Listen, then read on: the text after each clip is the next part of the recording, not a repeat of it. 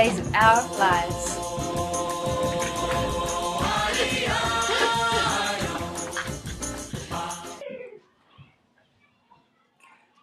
Hi guys, we're going to talk to you this week about photography. That's right, photography. Very important in the classroom. You can have a very small camera. Or a very large camera. You just got to remember, it's not the size of the equipment, it's how you use it. So you're probably wondering, hey, I've got no time, to be taking photos while I'm trying to teach and while I'm trying to do this and that.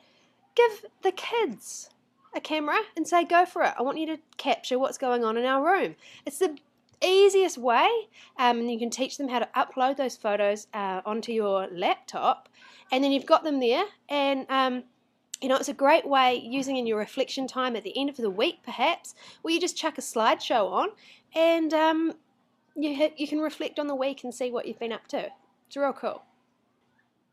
So using a camera, there's lots of ways we can use cameras. We can use a camera in the classroom for just displays. We can use it for the web. We can use it when we're contributing to Sloop, and we could also use it for Scuttlebutt. I hope I'm not getting in the way.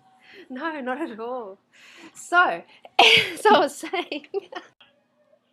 So it really doesn't. You don't really need to have a big camera. In fact, all our show is filmed entirely on a laptop. That's right, entirely on a laptop.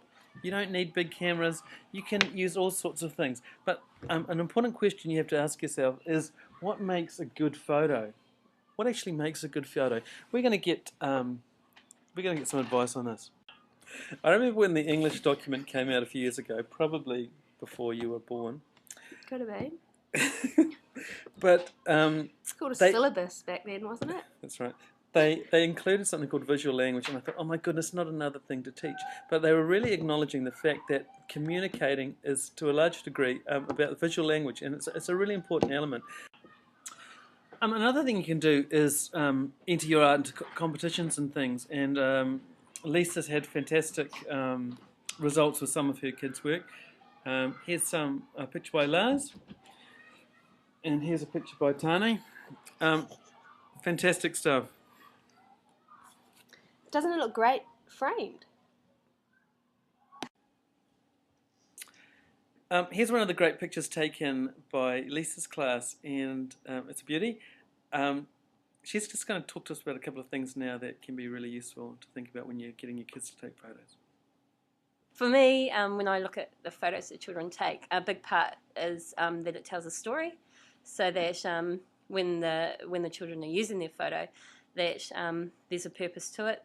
So not taking it just because, that they're thinking about the story that the photo will tell.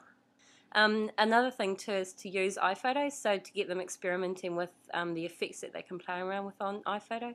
So they might have a photo that they actually think is no good, but when they start cropping it or playing with the effects, they can end up with something really, really awesome. So yeah, just get them playing. If they play around with it, they'll learn heaps. It's going green again. What's going on? Well, fantastic. Thank you, Lisa. That is some real talent there, I must say. So, what next, Mr. Brown? I'm going to show you a little clip on how you can crop something. Cropping is quite a useful thing, and something that's often underrated. So I'm going to show you how you can crop something in iPhoto. I'm going to do that right now. Excellent. Right, here I am in Photoshop, and I'm going to crop a picture now. So the first thing I'm going to do is I'm going to hit this button down here in the bottom left-hand corner, and I'm going to give myself full screen. Now, this is a picture of my daughter Grace, and I'm going to crop her because I really want to just focus in this case, on a sort of a close-up of her. So I hit the crop, and I'm just going to drag this edge in here, and this edge in here, pull this down a little bit. Now, it may be that you want a picture that has some background, but it may be also that you want a picture where you're just focusing on a particular thing, a particular person. You're trying to tell a story. So cropping can be a very useful way of doing this. So I'm going to hit apply there, and now I've got a close-up in that focus shot that I want. It's going to be ideal for something like a Scuttlebutt, or perhaps in a website where I want to focus on a specific thing. Hit return, back to the main scene, and now I've got a tighter, better picture. If you're thinking about contributing pictures, It's really good if you can crop your work in Scuttlebutt. It's a great publication. So we want you to think about how you can use photography in your classroom. It's really one of the easiest things and probably the most fun things to do. Have a go. Ciao.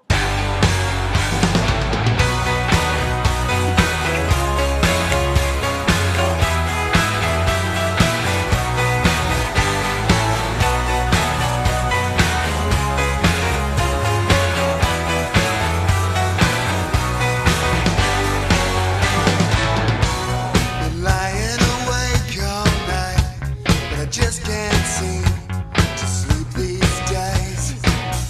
I hear voices call in my mind, but I can't hear what they say. Now there is a sorrow that always comes my way, but you never really know, you never really know, oh no, what time it's always gonna get me. I know it's never gonna let me, but that's just the way it tends to be these days. I tried, it's never gonna That's it, work with me, baby. Yeah, yeah, yeah. No, yeah, yeah. That's it.